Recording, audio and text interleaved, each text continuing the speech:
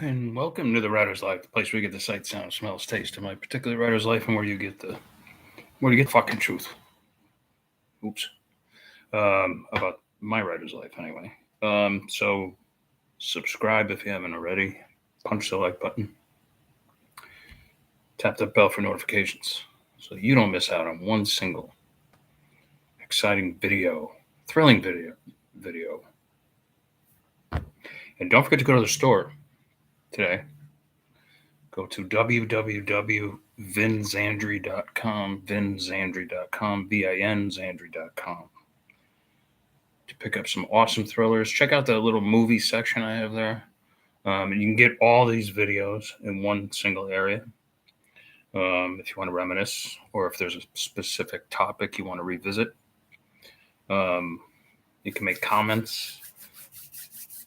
Soon there will be a store where you can buy courses and hats, coffee cups, and T-shirts. I'm even thinking of making hats based on the Air Pirates logo that you find often in the more recent Chase Baker series books. The Flyboy Jake and his DC-3. He's definitely a return character, a recurring character, I should say. I just made him up for one book, but he ends up coming back. He and Chase get along well. Anyway, so speaking of thrillers, I wanted to watch Jobz, both for entertainment and educational purposes, because I had Jobz in mind when I was writing. I'm almost done with it. I'm not quite done with it. I've had to put it aside today and tomorrow so I can finish the final read of Chase Baker and the Pyramid of Madness. But anyway, it drives me nuts when I have to do that, but sometimes you have to do it. But I haven't seen Jobz in forever, right? I was just a little boy when it came out, and I saw it then. It scared the crap out of me. It scared the crap out of everybody who saw it. And we used to go to Cape Cod every year, and my kids went later on, and all sorts of stuff. And I have never once since stepped in the ocean without thinking about that movie. Never once. And watching it, aside from the fact that there's no woke crap in it, and there's it's just pure storytelling, no frills. I shouldn't say frills, not no frills, but because the mechanical shark alone is a big frill that apparently didn't work, and they had to do all sorts of literally the film crew had to do a whole bunch of off camera, get the camera just so that we don't see the guy shaking the tail on the thing and stuff, and apparently in the beginning, when the young lady is attacked by the shark, apparently they had a couple of guys down there. I don't know if they had scuba suits. I think they did scuba suits because I believe it was supposed to be cold. It was cold out, and they were pulling on her leg, pulling her down in the water and stuff. Now that's movie making. None of this blue screen shit. But it just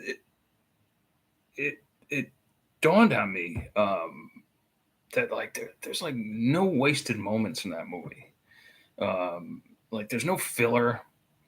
I mean, there's holes in the plot, or whatever, but it's an adventure movie, and it's an adventure / horror movie, suspense thriller, just like the stuff I write.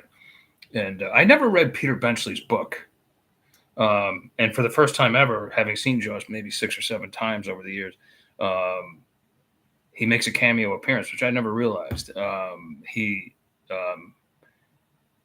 He's a reporter on the beach, roving reporter on the beach, and he gives a little report of what's going on into a camera. He was young then. He died at 65. He died young too. But I've never read Jobz. I never read The Deep. I've never read any of his work, but I've seen both movies, The Deep and Jobz. So But the movie just really moves along. And it just is, it's like every scene it adds to the suspense or whatever. Um, and I'm just about at that. I wasn't able to finish it last night because I go to bed fairly early, um, but I was just about to come to the scene I actually want to view more than anything else because there's a character in Max Gator um, who kind of resembles Quint. He's not like Quint. Like Quint is actually a good guy. He's rough.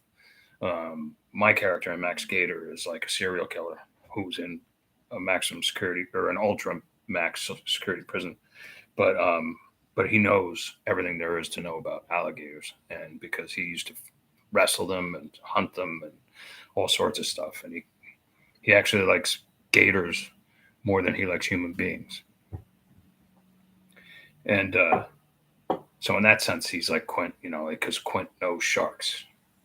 Nobody else knows sharks better than Quint in the movie. Um, Captain Quint. What a perfect name, right?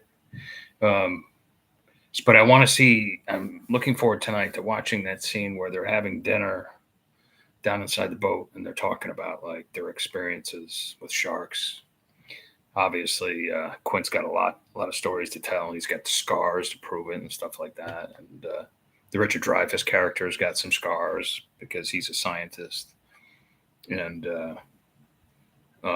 Chief Brody, you know, he doesn't know anything about sharks because he's from New York City and he's a landlubber and he's literally, no pun intended, a fish out of water in this movie, which makes it all the better, right?